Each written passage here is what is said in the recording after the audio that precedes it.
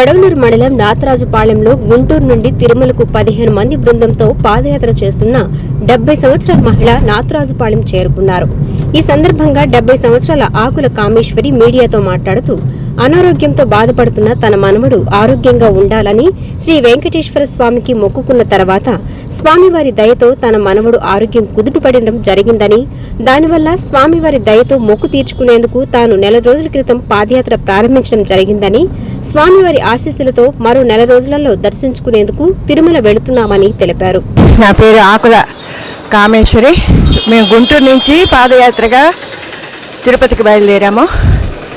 మా మనవడికి ఒంట్లో బాగోకపోతే అప్పుడు దండం పెట్టుకున్నాను. ఇప్పుడు ఆ మొక్కు తీర్చుకుంటున్నాను. మేమందరం ఒక 15 మంది మెంబర్స్ ఉన్నాము. అందరం కలిసి పాదయాత్ర రోజుకు ఒక 5 కిలోమీటర్లు చొప్పున నడుచుకుంటూ వెళ్తున్నాము. మధ్యలో హాల్ట్ చేసుకుంటున్నాము.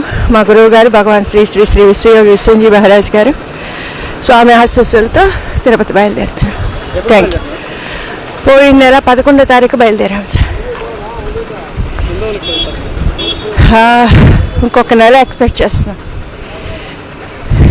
థ్యాంక్ యూ అండి.